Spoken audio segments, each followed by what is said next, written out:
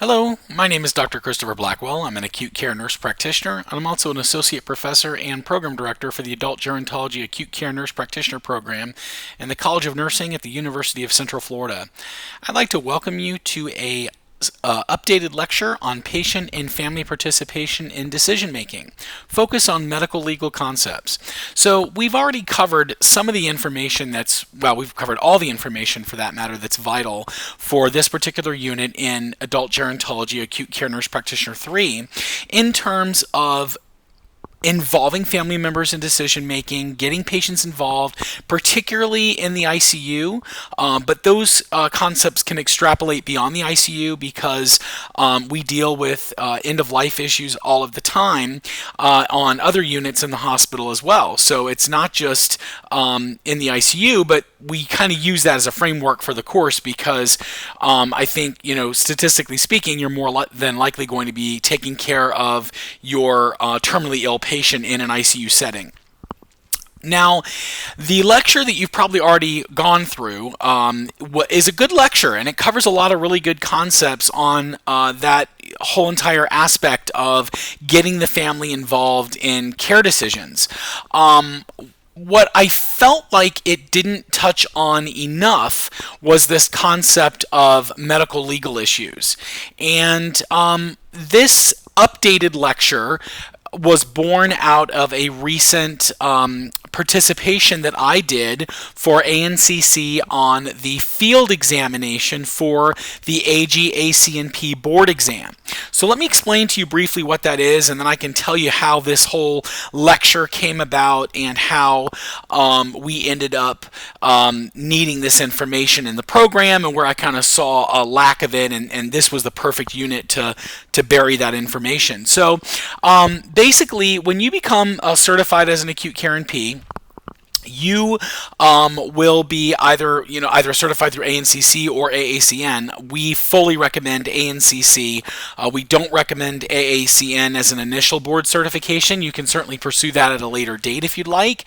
But this program, we totally recommend the ANCC board. But if you, and I can only speak from my experience with the ANCC board because I've written for their board exam. I've been on their content expert panel in the past. For the adult NP exam, and now I have actually worked twice as a field examiner. So basically, when you become certified, you can actually register as what they call a volunteer with ANCC, and you can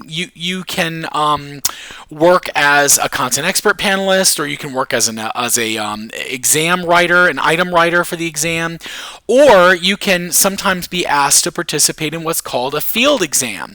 And so what a field exam is, basically, it's a new how do I explain it? So it's a new version of the exam, and that exam is then administered to acute care NPs who are already board certified. And so they use the results of the field exam to determine which of those questions end up on the actual board certification exam. And the field exam goes through multiple iterations and goes back to the content expert panel, who then finalizes the decision making as to what is going to be on the exam. So they say, well, this is a good question, or the field examiners, they did pretty well on this question, so we're going to put that on the board exam. Or this question kind of sucked, they didn't do that great on that, so we're going to blow that question up. Or this is still a good concept, they did okay on it, let's see how we can make it better. So the content expert panel ultimately is responsible for what's on the exam, but the field examiners are hugely important because when you participate on that field exam program, basically your answers are what's informing whether or not these questions get that final editing stage, or maybe don't even get edited at all, but just end up on the exam.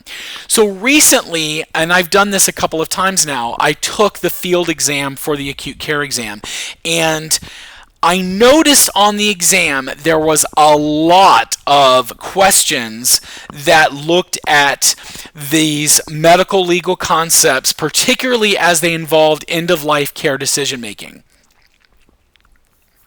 And I knew that We had that content in this actual unit in Acute Care 3, but I felt like it was weak, and it certainly didn't go into the level of detail that your board exam is going to go into. So I felt, as the program director and as the instructor for this course, that it really warranted augmentation in the program. So that's why we have a new updated lecture. Certainly the old concepts that are in the older version of the lecture, incredibly important, but this newer lecture that we're starting today is going to provide us with a lot more information about these medical legal concepts. So without further delay, let's dive into this. So let's first define what an advance directive is, okay? This is on the board exam. They're going to want you to know this. Advance directives are legal mechanisms that reinforce a couple of different things. First, the fundamental professional and moral responsibilities of healthcare providers and institutions to promote and protect patient autonomy, welfare, and dignity. So basically, these things, in terms of autonomy, they extend the right for us to respect the patient's decision making in these end-of-life decisions. And end-of-life doesn't necessarily mean elderly care. End-of-life can be if I'm in an awful car accident, or I get cancer at an early age, or the things that are involved in having to make split-second decisions, in that example I just gave of being in a bad car accident, for example. They're best thought of as the result and documentation of a patient-centered process aimed at extending the rights of patients to guide their care. So that's just what I was saying, even though they may no longer be able to participate in those decisions. So advance directive is this overall arcing term that encompasses a lot of the things that we're going to talk about in this lecture. For example, an advance directive might be a proxy. An advance directive might be a living will. Okay, and so the advance directive term is this overall arcing term regarding, those types of mechanisms.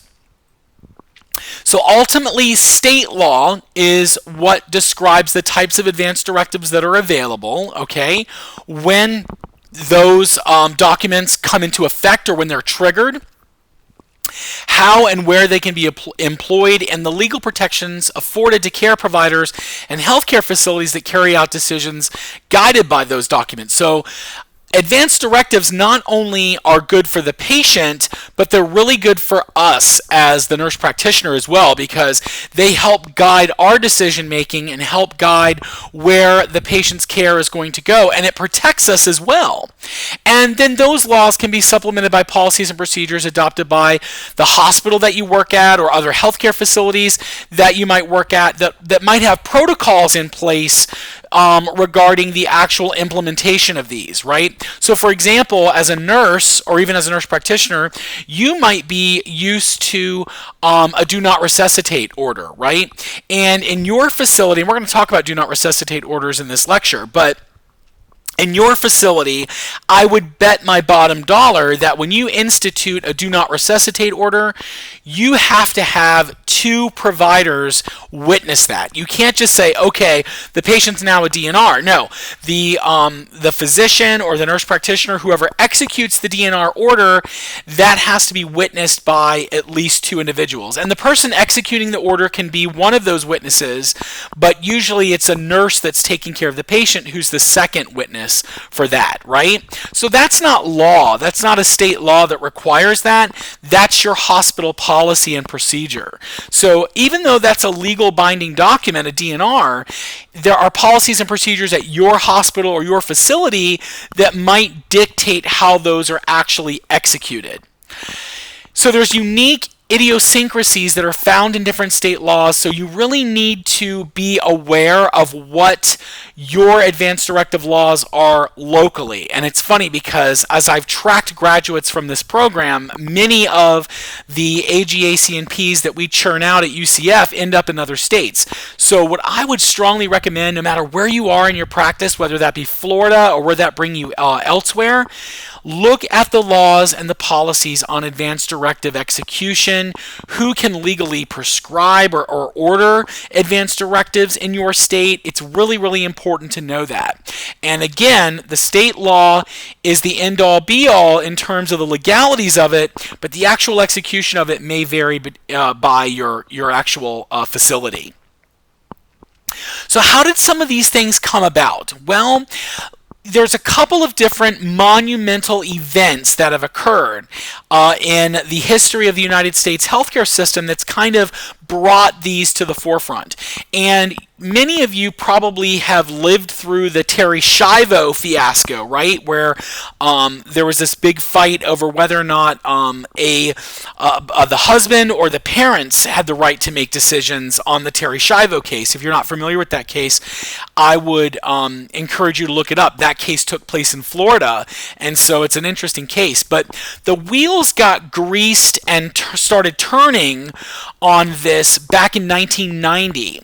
That's when the U.S. Supreme Court heard this monumental case, I should say, of Nancy Cruzan.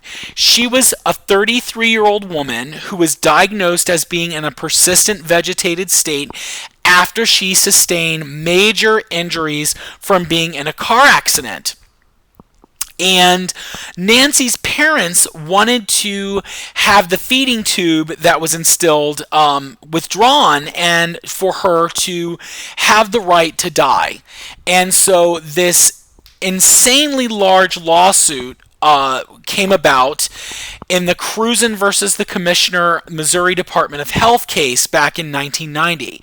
And what the Supreme Court found was that decisionally capable patients do in fact have the right to refuse life-sustaining therapies, including nutrition and hydration. And so this act really kind of changed how in healthcare we approach patients' rights to make their own healthcare decisions, right? So this was monumental in how it described where decisions were going to be made from. It kind of started to erode that paternalistic type of thought process that took place in the system prior to this.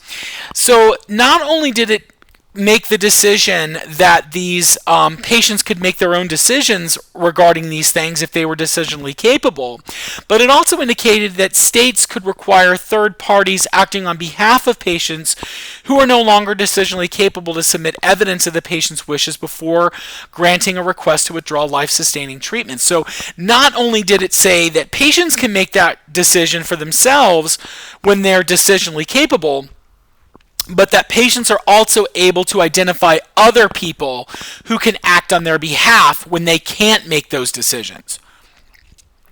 So this kind of brought about wide sweeping changes in legislation, and you need to know what that Patient Self-Determination Act is, not only for an exam in this course, but again, the board exam likes to ask what the examiner knows about these particular acts and how these acts have informed the healthcare system. So know what the Patient Self-Determination Act did. So because of this, Congress passed this act in 1990. It makes it clear that patients have the right to make decisions regarding their care. It includes the right to accept or refuse treatment and the right to complete advance directives. So lets their wishes be documented so that when the patient's no longer able to make decisions, we have things that guide that. Now, the other real important thing that this law did, and this is probably the big takeaway point from this particular act, it requires any healthcare provider participating in Medicare or Medicaid, which is essentially everybody, to provide all persons over the age of 18 with written information regarding the patient's right to accept or refuse treatment and the right to complete an advance directive. So one of the things that we ask patients when they're admitted to the hospital, right away, we ask them, do you have advance directives? Do you have a DNR? What is your choice in terms of needing life-sustaining or life-saving intervention? Do you want us to do CPR? Do you want us to do these things that are ultimately going to possibly save your life, but also possibly give you all these sequelae that you may not want to live with? So it requires that. So hospitals don't have a choice. Nursing homes don't have a choice. When you get admitted, they are required by law to ask you about written advance directives, provide you the option to fill that documentation out when you're admitted, and to make it clear what your wishes are. And then, like I said, that's not just necessarily a hospital. It could be a nursing home, other healthcare providers, hospices, HMOs, not outpatient services, right? You're not going to go to a follow-up appointment at a clinic and be asked to sign a DNR. That doesn't make any sense. Emergency medical personnel also, they're not going to have, they're responding to emergencies, so they're not going to be, able to provide you with, please sign this DNR for us if you want to. No, that's not their job. They are there to provide emergency medical services, and if you have a DNR, they will execute that, they'll honor that, but they're not going to be responsible for getting that documentation from you when they're providing care. The Patient Self-Determination Act also requires healthcare providers to document whether patients have advance directives, establish policies to implement advance directives, and educate their staff and the community about advance directives. Patients should be informed that having an advance directive is not required to receive medical care. Of course, we all know that.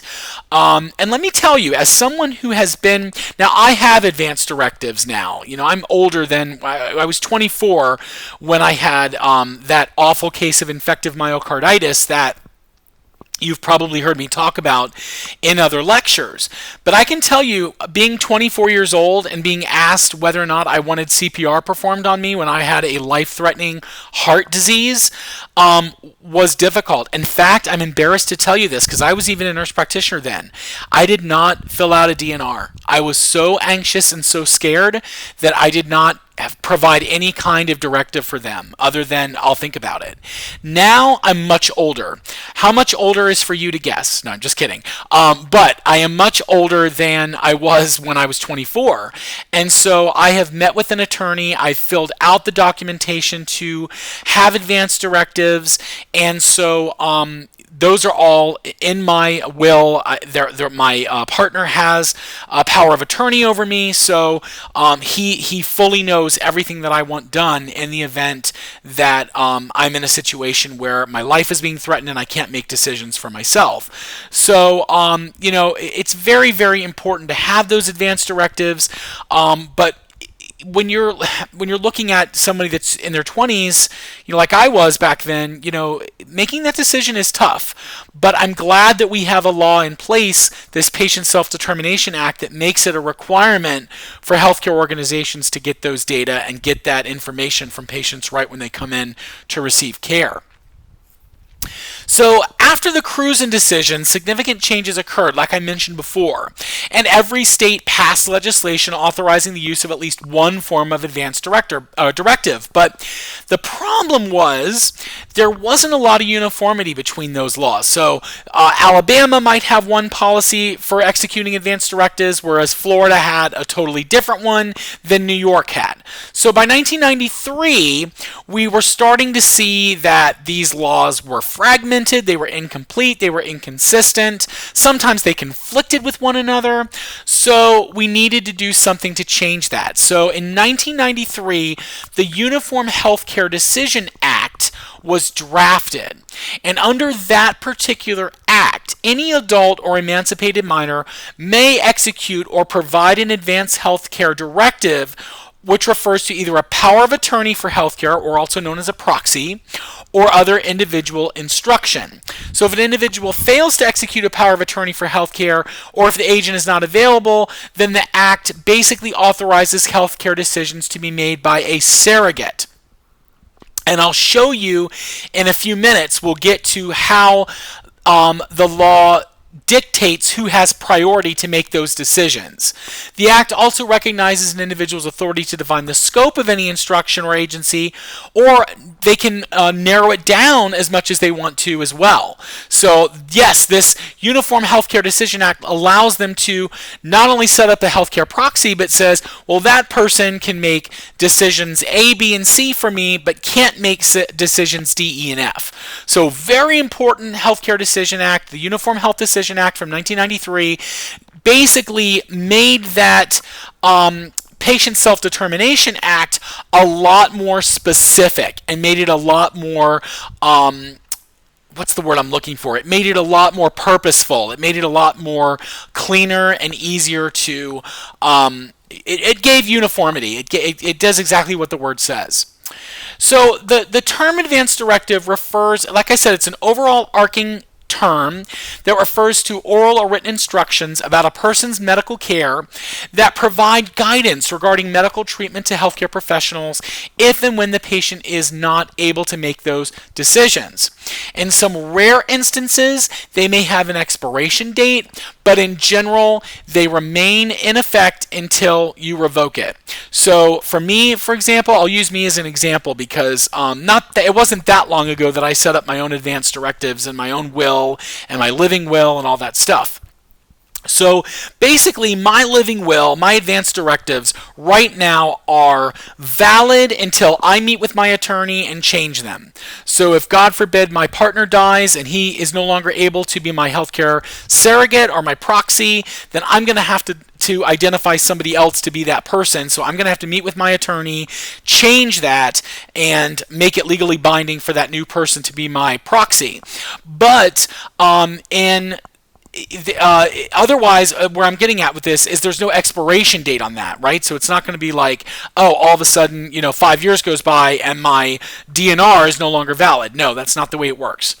Different states do have different requirements for validly revoking an advance directive, but most recognize a decisionally capable person may revoke an advance directive at any time by making that intent. So, in other words, even if I've got a DNR on my living will, even though my living will explicitly states what I want done and what I don't want done, if I get in the hospital and I get scared and say, you know what, I don't want to die, I don't want this to dictate my care anymore, at that point I can say, okay, I'm rescinding my DNR, I'm not going to keep it legally valid at that point. And as long as I inform my healthcare provider, i.e. you, then you have to honor that, regardless of what is in writing from my living will or what legal documents I had prior. And then what about non-conforming documents?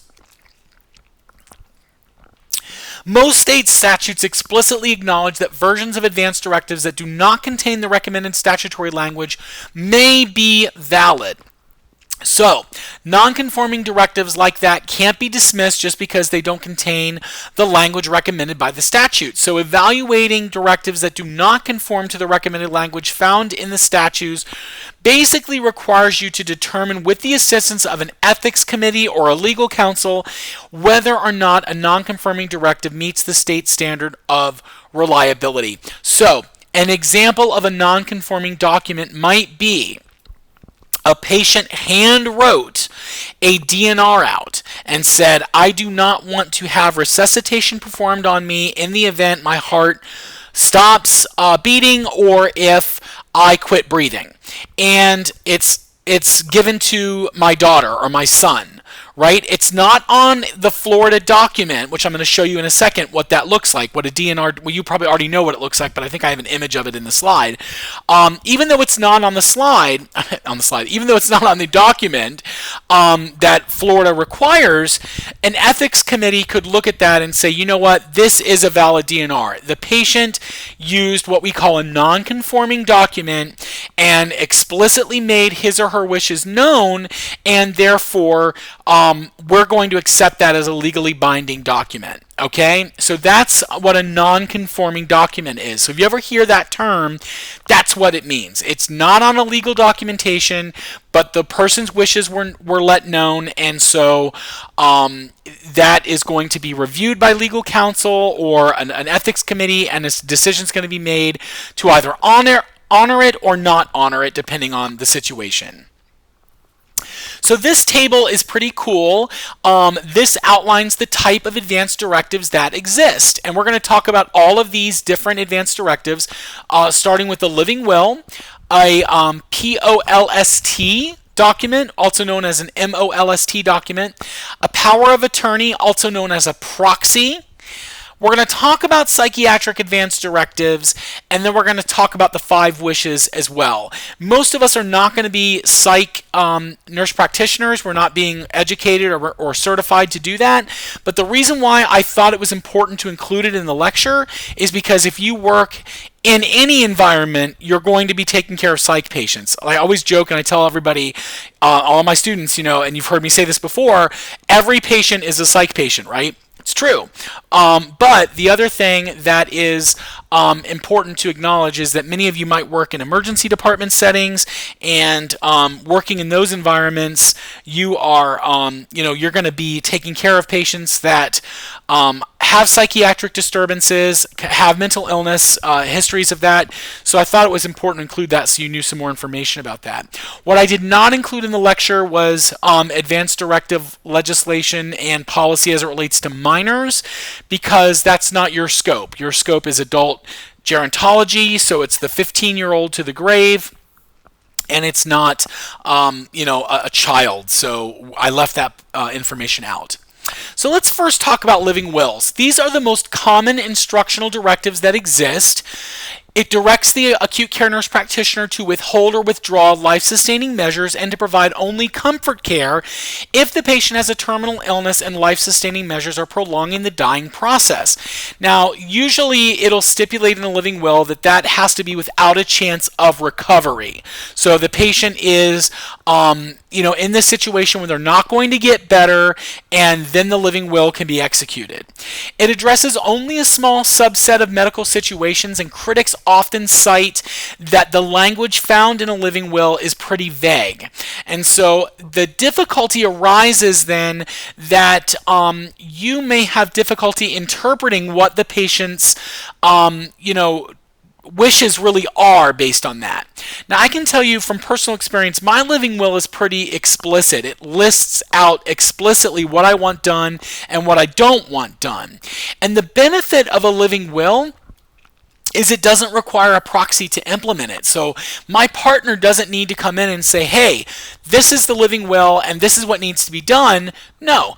The living will can just be provided to the facility, and the facility will have a copy of that, and that's it. So if you've got a patient who is, let's say, an elderly patient in a nursing home that doesn't have family, but they've got a living will, so they don't in other words, they don't have a proxy, but they've got a living will, then the living will is still valid, it's still executed, it's still done. So the big benefit of having this living will, it doesn't require another person to execute it. So do not resuscitate orders. And I just gave you a little bit of the sample of what it looks like in Florida, but you've seen these in your work environment, I'm sure. These are orders that direct healthcare professionals across all emergency living or healthcare settings to withhold or withdraw, if treatment's already begun in the absence of the form, specific types of life-sustaining treatment. So CPR, defibrillation, ventilation, artificial ventilation, right, being hooked up to the vent, any of that kind of stuff. It usually can be used outside of a hospital as well. So for example, if a patient is in a SNF and they've got a DNR order, then they're not going to implement CPR in the SNF if the patient dies, right? They're going to let the patient die. So a DNR order, I mentioned about having the document. That's the stickler. Most facilities are going to want a copy of the original order. So they're not going to just be able to take a photocopy of a DNR. Oftentimes they need the actual DNR order itself in order to implement it. So if a SNF, for example, only has a photocopy, then EMS may end up bringing the patient to the hospital for treatment if that's all that can be provided. So it's really important to have the original copy of the DNR. Okay? POLSTs, or physician's orders for life-sustaining treatment, also known as MOLST, or medical orders for life-sustaining treatment. So this basically stands for physician's orders for life-sustaining treatment, and it's a form. And I'm going to show you. Oh, you know what? I don't know if I have the actual form in the PowerPoint, but I have a link that you can click on that will bring you to the actual Florida document of the POLST. And it addresses the desire some persons may have, particularly those persons who are experiencing a chronic or life-limiting illness, to avoid unwanted care, such as CPR or even transfer to a hospital. It takes advanced directives a step further because it not only documents what the patient's preferences are, but it also provides emergency and other medical personnel with clear physician orders on this is what you do if this patient starts to have a life-limiting or life-threatening illness. So it's really, really valuable because it adds that extra layer of a physician or, in some states, a nurse practitioner's orders for what that life-sustaining treatment is going to be. Pretty cool. Depending on the state, basically the form has either 3 or 4 sections outlining the patient's desire to either have or refuse CPR, whether or not they want to go to a hospital, if they do want to go to a hospital, what kind of interventions they want, all of those things. Do they want comfort care provided? Do they want antibiotics? Do they want artificial nutrition? All of those items can be found in a POLST. In those states that have adopted POLSTs, the orders are valid in all emergency, living, and healthcare settings. So it crosses all healthcare boundaries. So if that POLST is in place and a 911 is called, let's say, and we've got that documentation in place that the patient did not want CPR done, then EMS is not going to do that, okay? So that's really important. If the patient presents the POLST document in a state that's not adopted that paradigm, then it's got to be interpreted as strong and reliable evidence of the patient's known wishes. So now, critically thinking in your head, if you're in a state and you present a POLST, but that state doesn't recognize POLSTs, what have you presented? Are you thinking? Hopefully you just answered in your head a non-conforming document. That's right, that would be an example of a non-conforming document at that time. Take a click on this URL. When I put this lecture together, it was the most recent that I could find of Florida's POLST. So Florida is a POLST state. We do have that document there. Take a look at it. If you have elderly parents or even for yourself, you want to fill out one of these with your physician or your NP, whoever takes care of you, I strongly recommend you to do that. Become familiar with the document. Okay, proxy advanced directives. So the field exam that I took for ANCC had a lot of questions on this concept. They really want you to be competent in your knowledge about proxy advanced directives. So let's talk about these for a few minutes. So an example of a proxy is a power of attorney, and that allows you to a point. Now again, you have to be over the age of 18 to do this, but you are able to, or be emancipated, but at that point, you're able to identify somebody else who is able to make your healthcare decisions in the event that you are not able to make those decisions, okay? So they're not necessarily limited to end-of-life decisions. So it's a much more useful document in terms of having a power of attorney that goes beyond just this healthcare type stuff, okay? The only requirement before the instrument takes effect is that you must lack decisional capacity. So you cannot make decisions cognitively at that point and direct care for yourself. So somebody else has to step in at that point and be able to make those decisions. And you can legally appoint that person like I did with my partner. Prior to my partner being my proxy, it was my brother. So, after I was with my partner for quite a few number of years, I went and met with my attorney and changed him to be my power of attorney. But nonetheless, if you don't identify somebody and you're in a situation that requires a proxy. I'm going to show you how the legal system basically prioritizes those people. But you need to be familiar with what decisional capacity is and how specific it is in terms of what the patient can do in terms of making decisions. So the patient might be able to make some decisions, but may not be able to make other decisions. And so the proxy allows the patient to determine what choices are going to be made by me and what choices are going to be made by my healthcare surrogate or proxy when I'm in the situation that needs it. So the person appointed by a power of attorney for healthcare is called that either a power of attorney or an agent or a healthcare proxy. Because a power of attorney has been directly appointed by the patient, that person has broad authority to make the same kinds of decisions that the patient would want to make unless limited by law. In most states, the power of attorney can accept or refuse any type of treatment. And because the power of attorney can execute that broad range of powers, you've got to ensure that the power of attorney is involved in all aspects of care, in other words, in all aspects of care decision making, and that is not executed with coercion or duress, right? So that the patient's not forced into, making a power of attorney decision that he or she might regret. Some states require the power of attorney to accept the agency in writing, while others restrict agencies to a single individual in order to minimize the chances of that disagreement or difference of opinion between two or more agents stalling medical decisions.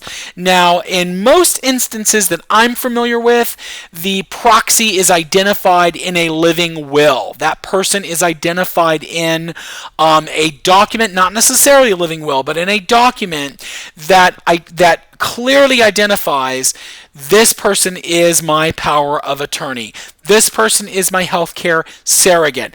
This person is my healthcare proxy. And I'm using those terms interchangeably here because you're going to see them used interchangeably as well.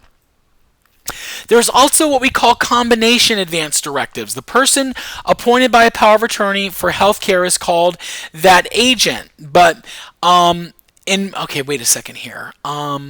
Okay, so this was a duplicate slide, so let's move forward on this.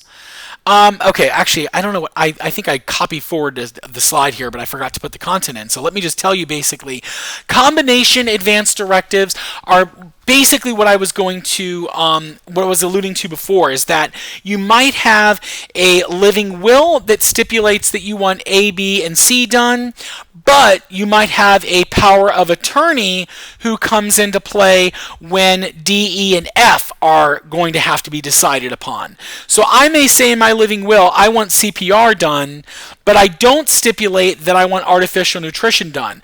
In fact, I stipulate that when the decision has to be made for artificial nutrition, that needs to be delegated to my power of attorney. And somebody might do that, guys, because they might say, well, I want CPR done because I want to survive, but if I'm at the point where I can't eat for myself and I have to have a peg tube put in, then I want my power of attorney at that point to say, okay, that's enough, guys. We're not going to provide any more care. I hope that makes sense. That's an example of a combination advance directive where you've got more than one thing, legal document that's guiding the care principles that you're getting. All right, let's dive into a little bit on these psychiatric advance directives. So these allow persons with mental illness to engage in advanced planning with acute care NPs or, whoever other provider it is regarding their care.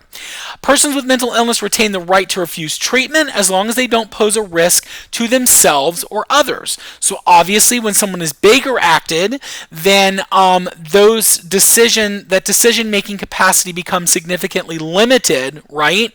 But they still can make some decisions.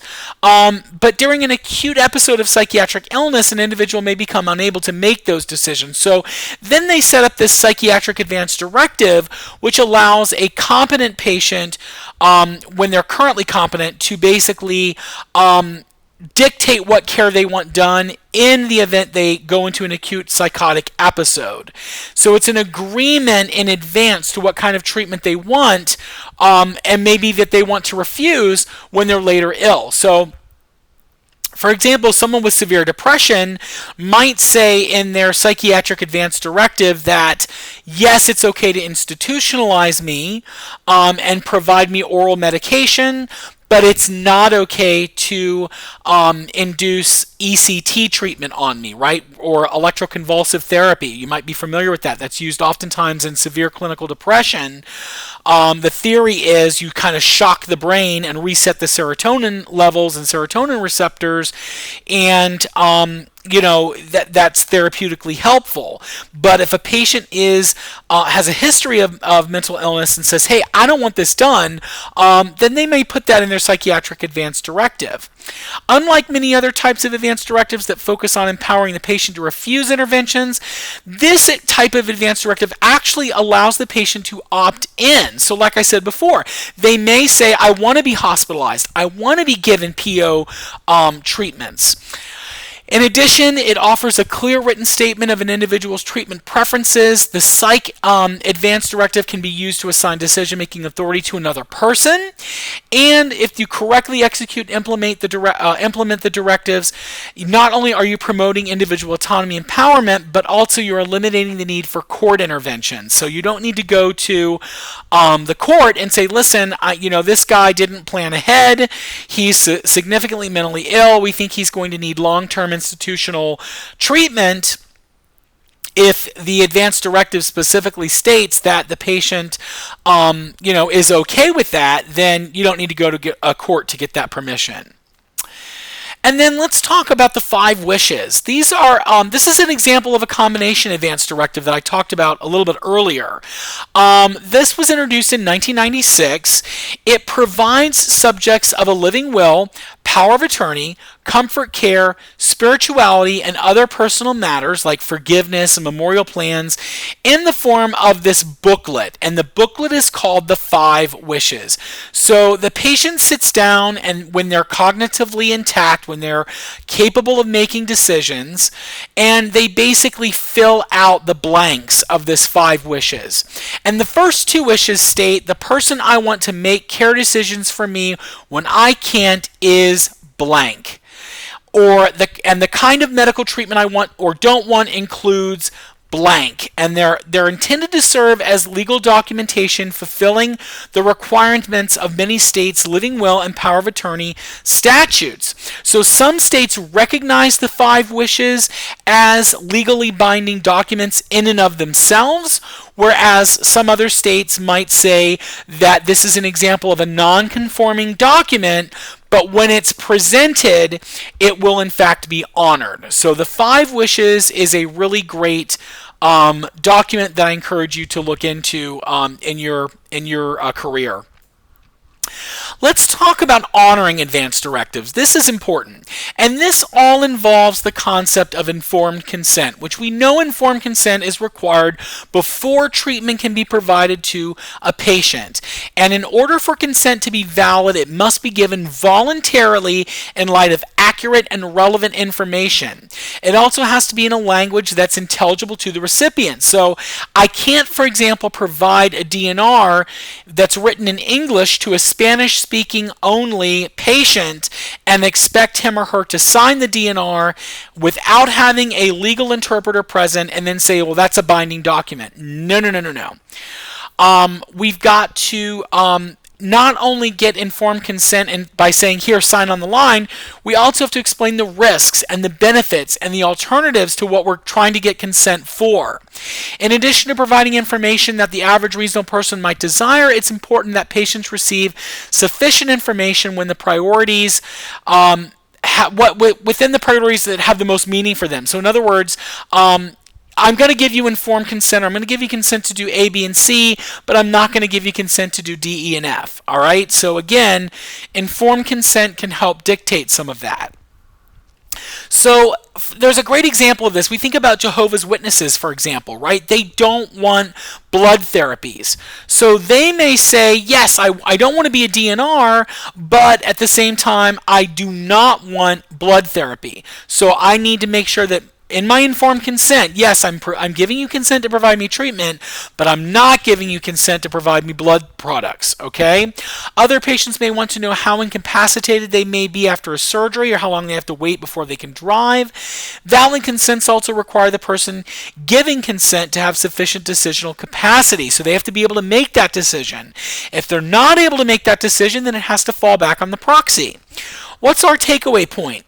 Well, this is really important, guys. Most advanced directives are not applicable when the patient has decisional capacity and is capable of exercising his or her own right to accept or refuse medical treatment. So, a patient's oral statements made while the patient is decisionally capable should be followed, even if those statements conflict with a written directive. Very, very important practice point there, and I talked about this earlier in the lecture. What decides for the conundrum here, right? What decides decisional capacity? Well, unfortunately, there's not a lot of guidelines that we can use that can guide us on this, okay? So basically, assessments of decisional capacity should be ongoing and not restricted to instances where the patient disagrees with the NP recommendations for treatment. Assessment and documentation may be warranted whenever the individual consents to complex or high-risk interventions, when the patient makes choices that don't appear prudent, or when the decision is outside of the patient's norms, or when the patient has marked cognitive deficits or other risk factors for impaired decisional capacity. And that capacity can fluctuate over time. So sometimes you may have to deal with a proxy decision maker, and then some other times you may be able to rely back on what the patient had to say. When reasonable, important decisions should wait until the patient regains decisional capacity, if that's expected, of course, and decisions made by others should be reviewed with the patient if and when he or she regains capacity. But the presumption is the patients can make their own decisions unless they demonstrate otherwise. What you have to hope is that the patient presents with these things already in place. They already have a DNR. They already have a living will. They already have an identified healthcare proxy or power of attorney. Unfortunately, the majority of patients don't. So when that comes into play, we have to use our own decision making and our own ethics committees and our own legal departments within our facilities to help kind of CYA our actions so that we are following what we think the patient would want done if he or she was able to make the decision. So each decision should be put before the patient. If the patient can concretely demonstrate that he or she is unable to make the particular decision, then we've got to document that in the patient's medical record. All right? It's also important that when we're doing this, we are also documenting objective measures of cognitive capacity. Maybe the mini mental status exam, we're going to document that. We're going to document patient's history. If the patient has, for example, Alzheimer's or dementia, we're going to bring that into the current medical record. We're going to bring that history in so that we're clear right from the start what the decisional capacity threats could be right from the get-go. Many jurisdictions also require documentation of the reason for the patient's incapacity, like I just mentioned. They also require us to sometimes limit that by time if the patient's expected to recover. Decisional capacity is functionally defined in light of a specific decision. As the risk of a proposed intervention increases, so too does the threshold standard for decisional capacity. For instance, the capacity needed to consent to routine labs would be lower than what would be needed for consent to open heart surgery. So what's our practice point away from that? Well, the presumption is the patient makes their own decisions until they demonstrate otherwise. Although some complex situations may, for call a specialized assessment by a psychiatrist or an ethicist. Most capacity assessments can be completed by you as the nurse practitioner or the physician obtaining consent to treat. So the law is not very strict when it comes to who is defining or how you're defining that capacity once the patient once the patient has given informed consent. So that's a good practice point to take away from. So what are the standards? 1, the patient can make and communicate the choice. 2, the patient demonstrates understanding of his or her medical condition, prognosis, and the risks and benefits of the available treatment options. 3, the patient has the capacity for reasoned decision making. 4, the patient is able to apply his or her own values to the decision at hand. And 5, the patient's decision remains stable over time if the situation allows, or the patient can make a reasoned explanation why the decision is not consistent with the patient's previously known wishes. So again, I wanted to read these word for word because these are the standards for assessing decisional capacity. So if the patient is not able to meet these 5 criteria, then you as the acute care NP need to be documenting significantly in the medical record why he or she is not able to make these 5 decisions. And if they're not able to do that, you're going to implement care through the healthcare proxy, or you're going to implement the living will, the DNR, whatever is the legally binding choice and documentation provided by the patient to you and to the facility. Decisional capacity and competence are not synonymous. Competence basically is a legal designation that must be made by a court, whereas decisional capacity is determined by you or another clinician. Not all patients with a developmental, cognitive, or mental illness have impaired decisional capacity, even if they've been declared incompetent or have an appointed guardian. On the contrary, there is significant variability in the decisional capacity among these patients. Thus, the examining clinician should evaluate each patient's capacity in light of the particular decision at hand. Whew, see how muddy this is, guys? How this is really kind of muddy territory. That's why you've got to rely on your documentation. You've got to rely on what the patient has already established for him or herself upon presentation. And you got to CYA yourself in terms of making sure that you are implementing that advanced directive. One of the things I wanted to bring to light to you is that I'm currently on a medical, I work as an expert witness for medical malpractice cases. Most of my career has centered on working as a medical malpractice defense expert, but I have also worked on plaintiff's cases, and I'm currently working on a plaintiff's case where a patient had an active DNR on file in a hospital in New York. The patient presented, coded. The resident that was treating the patient ignored the DNR and did CPR on this patient. The patient lived for a subsequent 3-month period in a persistent vegetative state, had artificial nutrition provided, had to have a trach provided, all of these horrible things that he did not want done. Actually, it was a she. She did not want done. And when she died, all of these healthcare bills had, piled up based on this care that had to be provided to this patient once she got in this vegetative state. And so the executors of her estate have gone back and sued all the providers, the hospital, all these people who allowed this DNR to be ignored and for the patient to be coded and end up in this horrible situation. And the lawsuit is seeking millions of dollars in damage, not only to cover the expenses that the patient incurred during this 3-month period she was living, but also for all the other damages that the estate is claiming were done as a consequence of this, the legal expenses, the emotional disturbances that they're claiming they've had to go through. And you know what? Most of the time I laugh at that as a defense expert, but in a situation like this, I think it's warranted.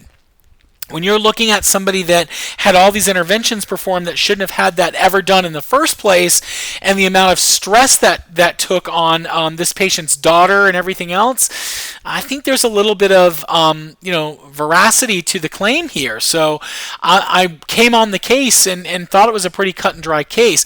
The case is more than likely never going to go to trial. This is going to be a case where there's going to be a settlement made rather quickly because it's so cut and dry. There's no black or white. It's not like the provider didn't have the DNR. Everything was there.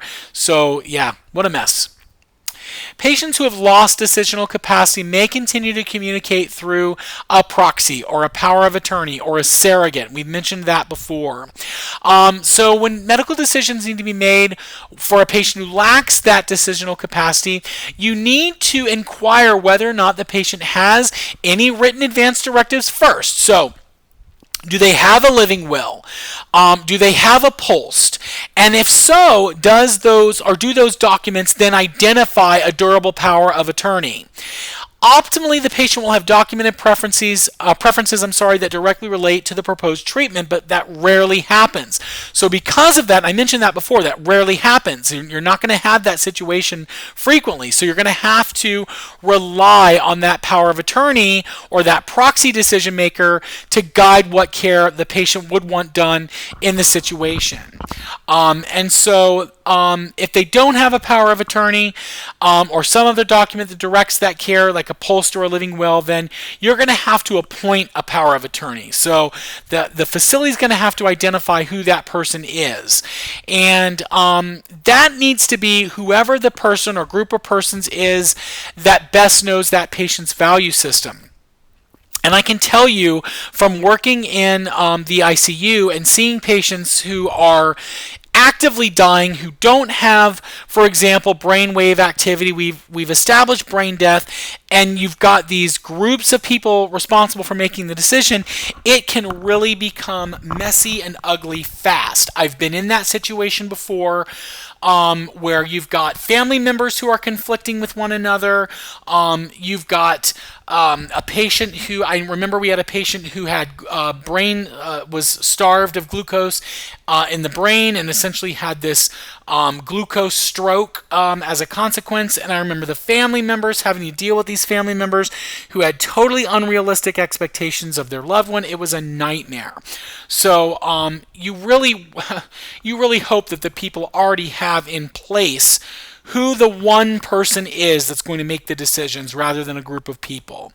Those people should be able to effectively communicate with the team and be willing to make choices that are difficult sometimes, but they're the ones that the choices the patient themselves would want to make.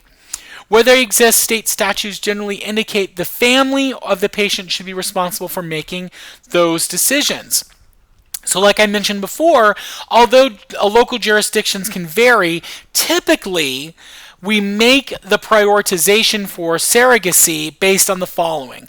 One, if it's a court-appointed guardian, they get the say, okay? The law is going to definitely say in this example that the court's going to have the say.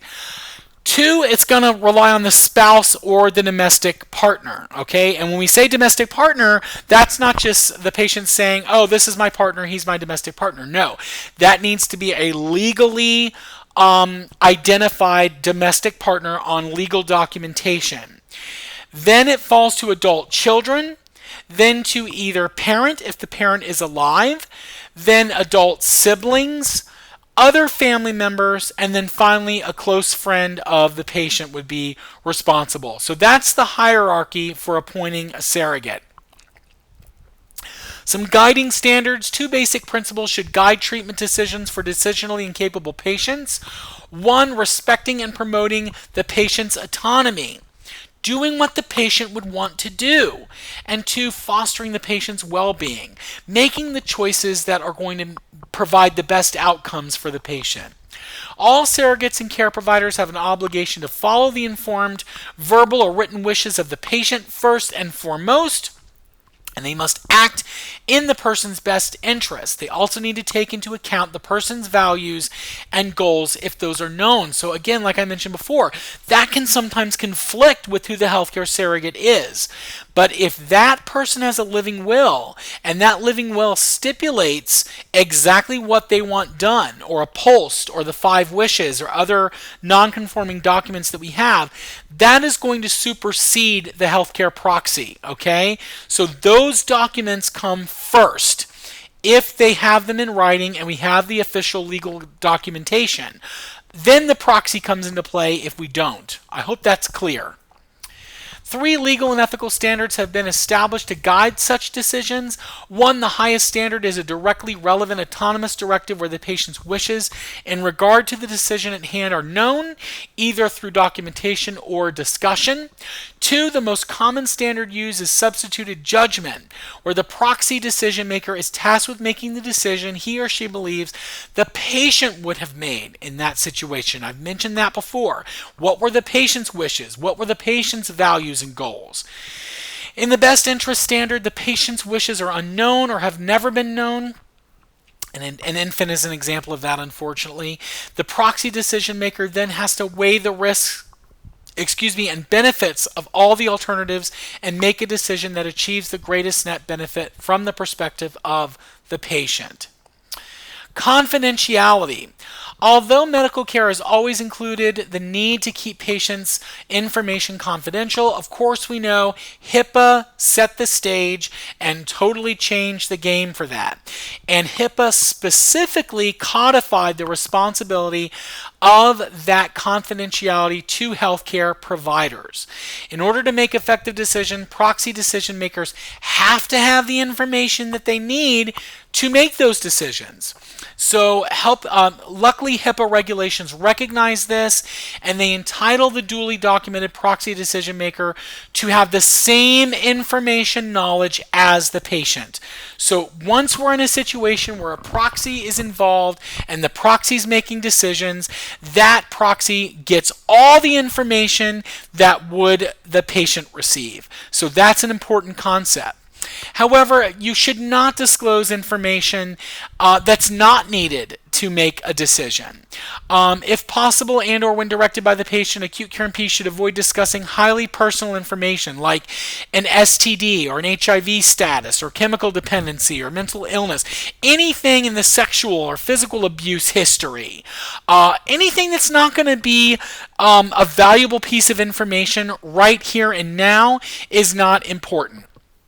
If the patient sustained a massive MI, has an ejection fraction of 5%, is not going to pull through this, and the healthcare proxy needs to make a decision about withdrawing care, that proxy does not need to know the patient also has syphilis. That patient's proxy does not need to know he or she is HIV infected. Those things are not relevant, so they don't need to be brought into the clinical picture. Hope that makes sense.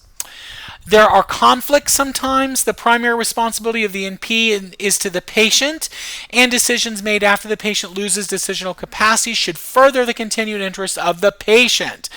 Additionally, surrogates are morally and legally required to conform to the decisions as closely as possible to that of what the patient would want for him or herself.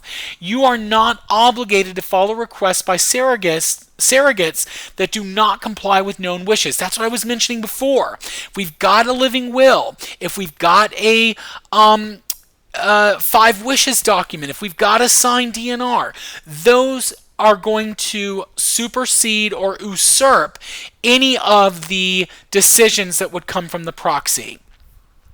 If you're not able to resolve the conflict, it may be helpful to then go to a third party. You may have to go to an ethics committee of the hospital or legal counsel I should say, for the hospital. If an ethically, legally, and clinically sound agreement can't be reached at that point, then we've got to involve the courts, which let's hope that none of you are ever involved in a situation where you have to do that. For instance, where do these things happen? Where do these conflicts arise? It's not uncommon for a patient's child to request CPR be provided even when the patient has a DNR. Plans and treatment goals previously established between the patient and the NP should not be changed without concrete evidence, as those decisions were made due to factual, conceptual, or clinical error, right? So unless we've got evidence that they were made hastily or without sound judgment, then the DNR order, for example, needs to remain intact. Okay, we need to make sure that we're not changing when the patient was cognitively capable of making that decision. We're not changing that decision based on new wishes by the family. I know you're saying to yourself, but that happens all the time, Dr. Blackwell. Just because it happens doesn't mean it should happen. So keep that in mind. What about implied consent? In healthcare, the principle of implied consent or emergency consent can be invoked when the following conditions are met. 1, there's an emergency circumstance where the patient is unable to participate in the informed consent process. So, for example, they're unconscious. They can't make an informed consent decision. There's no available evidence of the patient's wishes to receive therapy. So because of that, we have to go ahead and make decisions. An example, a patient comes in with a hemoglobin of 4. They're going into shock. We start providing packed RBCs. We get the patient stabilized, and we find out later in that day the patient's Jehovah's Witness. You are not liable at that point because you gave blood. You had implied consent at that time when no one was available to give you for other direction. So as long as you've got that documented, you're fine. You're covered. So that brings into item number 2. There was no other proxy decision maker available. 3, the NP is compelled to immediately provide necessary treatment without which could kill the patient or basically provide irreversible harm to the patient. So this is a life-threatening or life-limiting situation, and you've got to make a decision right away. So implied consent is not valid when the person needs help and can give consent, okay? So it's presumed only when the person cannot explicitly provide it. Implied consent also refers to a situation where the patient does not explicitly state, either verbally or in writing, a procedure may be done, but his or her actions imply consent. A common example is, like I said, you extend an arm after being told the acute care NP wants to draw blood. So you say, oh, I need to get lab work done, and the patient extends their arm out. Well, then they know what you're asking for. Implied consent is legally accepted and provides defense against claims of battery, but not against claims of negligence. Acute care NPs should follow their institution's documentation standards when relying on implied consent in the context of a medical emergency and clearly identify where emergency treatment was necessary and why it was necessary in terms of the nature and immediacy of the patient's presentation. Now, in the ICU, in the medical surgical unit, in the progressive care unit, hopefully by the time you get those patients, we've already moved past implied consent. But that doesn't happen always. Sometimes the patient's a John Doe or a Jane Doe, and we don't know what to do in terms of decision making, so we're just going on implied consent here. But in the ICU setting, I'm thinking, in that environment, hopefully we've moved past that as well, and we've got, you've got informed consent at that point. But you're more likely to see situations of implied consent in the emergency department and in the ICU than you are in those other units. But that doesn't mean you're not going to see implied consent in those other units as well. Some special cases: artificial nutrition and hydration. Medical and legal issues abound when it comes to the use of artificial nutrition and hydration, particularly in the dying or permanently unconscious patient. The Supreme Court made it clear in that Cruzen decision that we talked about earlier that led to the Patient Self-Determination Act that ANH is a medical treatment and a decisionally capable patient may refuse it. They can refuse any type of medical treatment, and ANH is included in that. Patients may also execute a specific instruction about what kind of ANH they want instituted and when they want it instituted. For example, they might say, well, I'm okay with TPN in the acute phase of my illness, but if that leads up to the point where you've got to give me a feeding tube, no more. We're not going to do that kind of artificial nutrition. So state laws are highly variable in regard to proxy decision makers' requests to withdraw or withhold ANH, and so many living wills are explicit about this. They will state whether or not the patient wants artificial nutrition and hydration provided. Some states do require clear and convincing evidence of the patient's wishes to forego administration of ANH before a proxy request can be honored. Clear and convincing evidence would require either a written directive or evidence of a serious, reflective discussion with the patient on the subject. Other states have less evidentiary standards, and some include ANH within the parameters of life-sustaining treatment that may be determined upon request of a proxy decision maker whenever the standards are met for withdrawal of life-sustaining treatment.